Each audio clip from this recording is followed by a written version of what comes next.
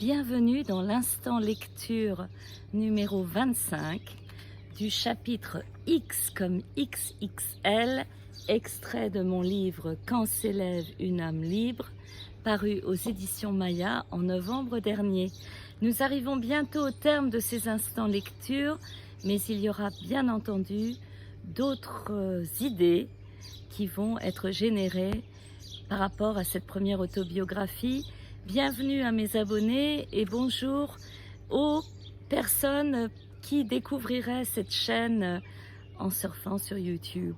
Alors on commence tout de suite la lecture parce que le principe c'est que je vous lis quelques minutes extraites de l'abécédaire de mon autobiographie. C'est un abécédaire de A à Z et c'est un voyage au fil de souvenirs de ma vie et un recueil de pensées sur des thématiques qui vous intéressent tous, j'en suis sûre.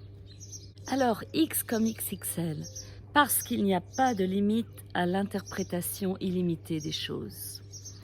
Tout dans la nature ne limite pas, mais engendre l'abondance. De l'obscurité, on voit mieux la lumière. Le soleil ne déverse pas ses rayons au compte-gouttes et la lune n'est pas avare d'étoiles. La mer et les océans sont généreux avec leurs vagues. Sait-on vraiment où commence une vague? Autant on sait combien de temps on peut s'exposer au soleil, autant on ne peut pas compter le nombre de rayons qu'il nous envoie. Quand on dit qu'il fait noir, serait-on en train de vouloir mesurer l'obscurité nocturne? Notre condition d'humain, de mortel, fait que nous allons tous mourir, mais aucun de nous ne peut affirmer si nous serons dans la lumière ou l'obscurité totale. Là encore, nous voyons les choses en grand. De la toute petite enfance à l'adolescence, nous avons tendance à nous sentir immortels. Ce côté surhumain se retrouve limité par l'éducation parentale et scolaire, ainsi que les conventions sociales. C'est comme si notre extraordinaire potentiel humain était bridé pour être contenu dans les limites du raisonnable. Difficile de continuer à voir la vie en grand écran si on ne focalise sur les barrières et blocages dressés par les milieux dans lesquels on vit. Certains d'entre nous sont restés ou restent insoumis à la finitude. Voici mon panthéon de quelques héroïnes et héros des temps modernes qui ont opté pour le Big is Beautiful et abordé la vie en expansion vertigineuse, en relevant des défis géants pour exister et permettre aux autres d'exister. Alors comme c'est un extrait, je vais juste parler d'un de mes héros, le tatoueur d'Auschwitz, le matricule 32407, l'Herr Ludwig Eisenberg de son vrai nom, le rapporté le jour de son arrivée à Auschwitz, jusqu'en 1945. Ce sont des millions de matricules qu'il aura gravés dans les chairs de ses compatriotes. Il était le tatoueur d'Auschwitz, sauvé de la mort in extremis pour faire ce job par un Français Pépane. Il vivra une double peine, celle de vivre son propre cauchemar, couplée à celle de délivrer un matricule décidant de la vie ou de la mort des nouveaux arrivants journaliers sur le camp. Il n'aurait jamais imaginé y rencontrer l'amour de sa vie, en la personne de Gita, dont il sera le nom de famille qu'à la débâcle du camp. Au plus fort de l'horreur, ses premiers mots pour elle ont été « Quel beau nom !» Il la sauvera par miracle des mains de l'abominable docteur Mengele, bourreau infâme de l'Holocauste, quand elle attrapera le typhus. Se livrant à un troc de bijoux volés par les nazis à ses congénères juifs, il obtiendra de la nourriture et des marchandises de première nécessité pour les prisonniers et s'assurera les faveurs de certains co-détenus et capots bienveillants, surveillants. Jamais il ne perdra l'espoir de vivre son amour avec Gita. Quand elle lui demanda un jour « Tu as perdu la foi? Je crois en toi. Il y aura un lendemain pour nous. On va partir d'ici et tout recommencer à zéro, » lui répondit-il. Malgré le harcèlement quotidien de son supérieur Baretsky, habité par le sadisme, malgré le désespoir face aux pertes humaines se comptant chaque jour par milliers, il a tenu bon. Il a réussi à s'échapper en sautant dans un wagon en Autriche, pour être rattrapé par les Russes qui lui feront jouer un rôle insolite, celui de rabatteur de femmes pour divertir les soldats.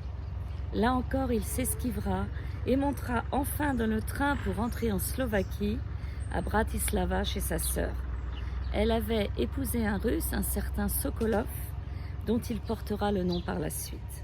Le lendemain de son arrivée, sa sœur l'encouragera à retrouver Gita et pendant 2 semaines, il ira l'attendre à la gare centrale. Au moment où il remontait sur sa charrette un soir, Gita arrivait en face de lui, au bras d'une amie. Elle l'aperçut et dit simplement « Salut !»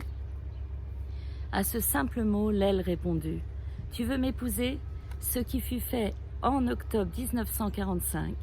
Aux mains des communistes, la Tchécoslovaquie n'a pas été un terrain fertile pour ce couple tout juste sorti des horreurs de la guerre. En 1948, on les a accusés de s'enrichir sur le dos de l'État. Ils se sont tout de suite enfuis, cachés dans une fausse paroi d'un camion, et ont finalement réussi à rejoindre Paris pour émigrer vers l'Australie, à Sydney. Le fruit de leur amour, Gary, est né en 1961. Sa mère Gita Furmanova est décédée 10 ans avant l'aile.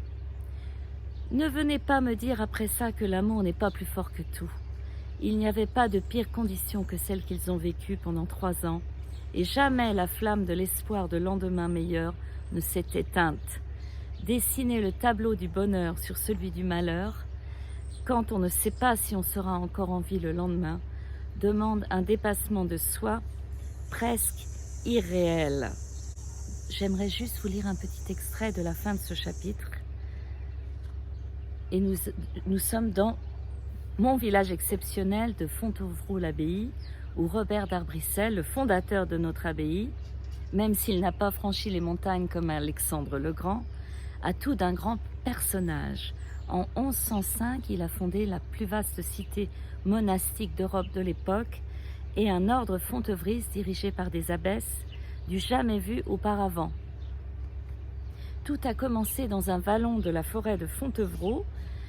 La proximité de la Loire et de ses carrières de tuffeau, combinée aux largesses financières royales, a permis d'édifier ce site exceptionnel dirigé par 36 abbesses de 1115 à 1792, avant de devenir une prison par un décret de Napoléon pendant 150 ans, qui fermera ses portes en 1963 pour finalement inaugurer le centre culturel de l'Ouest en 1975, accueillant des flots de touristes internationaux chaque année.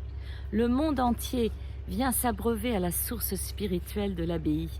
Les moniales se lavaient les mains à la fontaine du cloître du Grand Moutier avant chacun de leurs repas, pas seulement pour avoir les mains propres, mais pour surtout laver leurs âmes de tout péché. L'origine du mot Fontevraud est pleine de symboles. La combinaison de fonte, ancien mot qui veut dire fontaine, et d'Évreux, l'un des 3 ruisseaux qui traversent notre village. Je m'abreuve à cette source miraculeuse comme simple villageoise depuis 30 ans, et j'y ai trouvé ma complétude.